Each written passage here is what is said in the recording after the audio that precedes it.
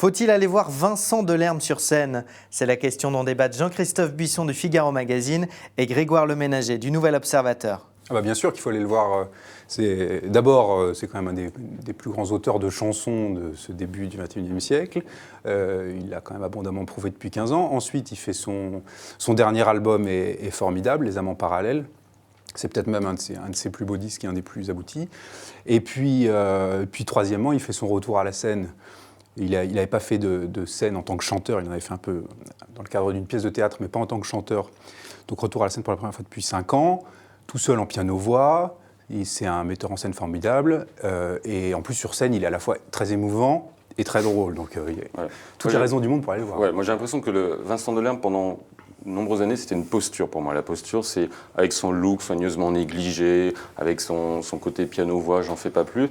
Il a inventé quelque chose, il a créé quelque chose réellement, mais il y a 15 ans. Et aujourd'hui, c'est une imposture, Vincent Delerme. C'est-à-dire qu'on a l'impression qu'on n'a pas... C'est devenu une vache sacrée.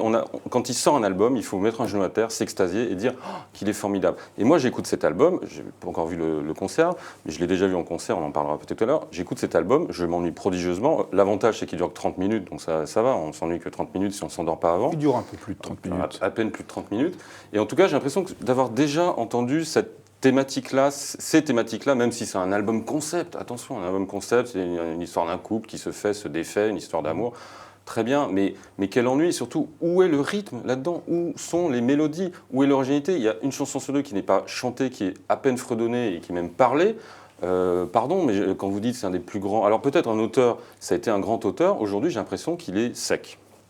Alors, je ne suis pas du tout d'accord, évidemment. Non, pas évidemment. Mais si, vous pouvez être d'accord avec moi, c'est pas injurieux. Mais non, pas quand vous dites des bêtises. Parce que là, en l'occurrence, évidemment qu'il y a des choses qu'on retrouve de ce qu'il a fait précédemment dans celui-là.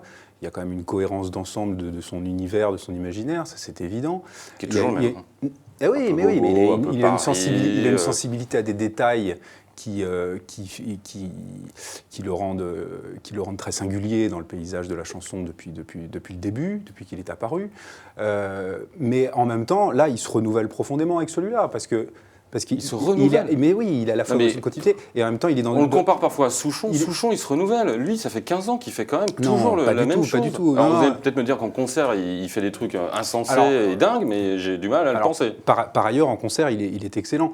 Mais si. Comment il est excellent? Moi, je l'ai vu une fois en concert il y a 10 ans. Il arrive sur scène avec cet air d'un peu hibou ahuri. Il y a une voix off à la Woody Allen qui le décrit. C'est extrêmement drôle, ce moment. D'ailleurs, tout le monde rit. Donc, il fait quoi de différent aujourd'hui sur scène? Il fait toujours ça ou pas? Alors là, c'est plus... Non, il le fait plus. Il le fait en partie. Il y a toujours des... Il le fait en partie. Il le fait encore. Donc, il n'a pas trouvé autre chose. Mais si. Il a toujours des systèmes de voix off. Là, la singularité de cette fois-ci, pour ce qui est du disque, qui est beaucoup plus épuré, à la fois dans les textes d'ailleurs... Mais oui, mais vous ne comprenez rien à l'épure. L'épure, parce que ça devient de la sécheresse à un moment donné. Non, c'est pas de la sécheresse. Par ailleurs, musicalement, ce disque est quand même extrêmement intéressant, parce que c'est pas seulement un album concept, comme vous dites, qui raconte une histoire entre un homme et une femme, etc. C'est que musicalement, tout a été enregistré avec des sons tirés de piano. Non, il y a des très beaux arrangements. Les arrangements sont absolument magnifiques. Ça, je vous l'accorde. Voilà. Alors la difficulté, c'était de transposer cette beauté-là sur scène, en retrouvant un dispositif formel qui soit pas non plus trop contraignant. Et là, il a trouvé quelque chose de très beau, où il est tout seul, lui, sur un grand piano, où il joue un grand piano. Et sur le côté, il y a un piano qui fonctionne de manière mécanique et qui, lui, pianote les arrangements. Et on voit les touches bouger toutes seules. C'est un événement visuel, quoi. Non, mais c'est pas envahissant, mais c'est très joli. Et par ailleurs, il y a effectivement quelques voix off qui s'ajoutent là-dessus. Il y a des projections de diapositives qui sont extrêmement amusantes et oui, ça veut dire qu'il a besoin d'autres choses, d'autres éléments techniques pour faire autre chose que ce qu'il a fait il y a 10 ans. C'est ce que vous êtes en train de me dire. C'est-à-dire qu'il est incapable, lui-même, tout seul, de se renouveler d'une certaine manière en faisant autre chose que jouer. Et parfois, pardon, il y a des morceaux, il y a 3 notes.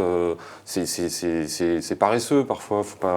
On a l'impression qu'il est dans des instantanés, des micro-fictions à la Régis Geoffrey et qu'il prétend mettre en musique. Et moi, je cherche la musique chez Vincent Delerme, parfois. Alors, il se renouvelle. Alors voilà, il fait plus de name dropping. Alors, on lui a reproché ça, et Fanny Ardant, Patrick Modiano. Alors, il fait une chanson Super Bowl sur Joe Montana, que plus personne connaît, ce mythique quarterback de San Francisco 49ers des années 80. Ah, vous étiez un fan de Joe Ouais, Montana? j'étais un fan. Bon.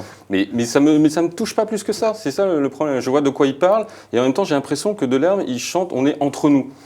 Il y a un côté très littéraire, truffaldien, qu'on a déjà dit, un Paris un peu évaporé, qu'on aime bien, mais on a l'impression que si on ne rentre pas dans cet univers un peu cagneux, un peu dépléchinesque, on est exclu. Je ne vois pas qui, dans ces concerts, va aller, sinon des gens qui sont nostalgiques, qui ont le même âge que lui, et qui vont Eh bien, se vous avez dire... tort, le public est extrêmement varié et semble ravi d'être là. Il y a une chanson dans cet album qui dit « Elle ne ressent pas la nécessité de commenter les choses. Moi, je ne ressens pas la nécessité de commenter Delerme. »